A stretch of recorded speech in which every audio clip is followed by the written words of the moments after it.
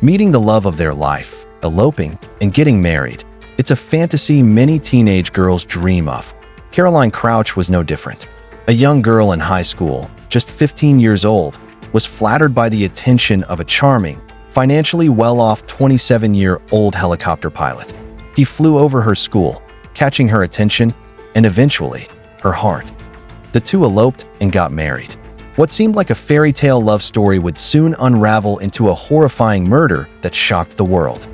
It was the early morning of Tuesday, May 11th, 2021, 4:30 a.m., when Charalambos Anagnostopoulos, known as Babish, was violently jolted awake in their home, a two-story maisonette in the quiet suburb of Glykinera on the outskirts of Athens, Greece.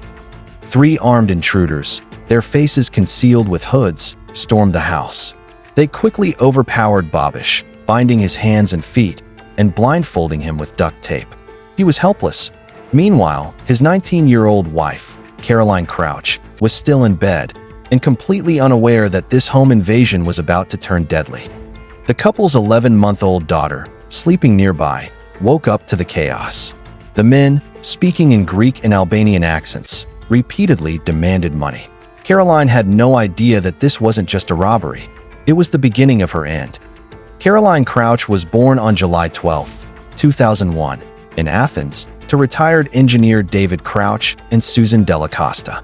When she was just 8, the family moved to the tranquil Greek island of Alonissos, where she grew up loving the sea, becoming passionate about swimming and scuba diving. She met Babish during a Good Friday parade in 2017. He was a commercial helicopter pilot. She was just 15. 3 years later, they married in Portugal on July 15, 2019. By then, they had an infant daughter and had just purchased land to build their dream home, a plan made possible in part by a €50,000 gift from Caroline's parents.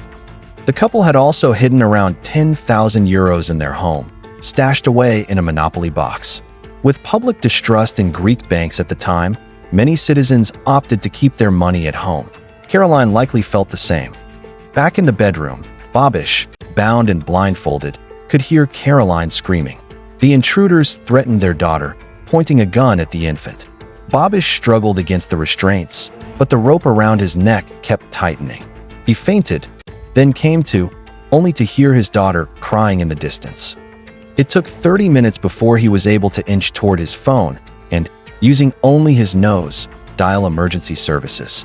With duct tape still across his mouth, his words were muffled. "Robbers came," he managed to say. First responders arrived around 6 a.m. What they found was chilling. The home had been ransacked, drawers emptied, furniture overturned.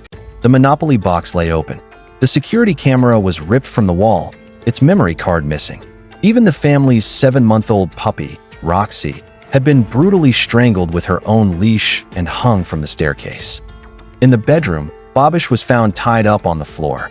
Caroline was lying face down on the bed, lifeless. Beside her, their baby daughter was crying, trying to wake her mother. Caroline had been smothered with a pillow. The police initially believed Babish's version of events. He claimed 4 men were involved, 3 who entered the home, and 1 who kept watch outside. The crime, they said, was carried out with brutal precision.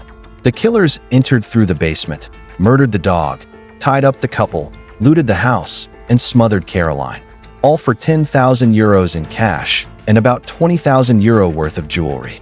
But why did they need to kill her? The media began to speculate. Maybe the robbers were on drugs. Maybe Caroline recognized them. Or maybe, because she was a trained black belt in kickboxing, she fought back. As police pursued leads, a 36-year-old Georgian man was arrested near the Bulgarian border.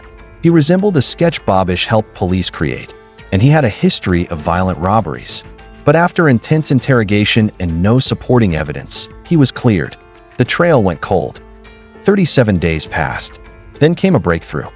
At a small memorial on Alonissos Island, police discreetly approached Babish. They asked him to accompany them to Athens to help identify a new suspect. What he didn't know was the suspect was him. Investigators had quietly been uncovering contradictions. The window Babish claimed the robbers used to enter the home was too small for a man to fit through. The memory card from the security camera was removed at 1:20 a.m., hours before the supposed break-in. Caroline's smartwatch showed her heart rate spiking at 4:05 a.m., then stopping completely at 4:11. Babish didn't call emergency services until almost 90 minutes later.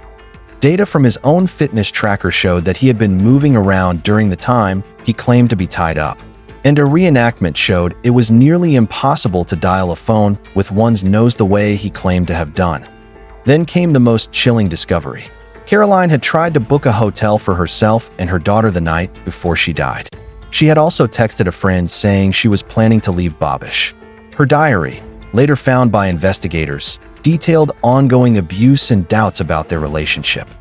On June 17, 2021, Babish confessed. He had staged the entire robbery. The man the public had viewed as a grieving husband had, in fact, murdered his wife, smothering her while their infant daughter was just feet away. Then, he spent over a month lying to the world. Caroline's fairy tale romance ended not with a happily ever after, but with betrayal, manipulation, and murder. And a nation that once mourned with Babish now turned against him.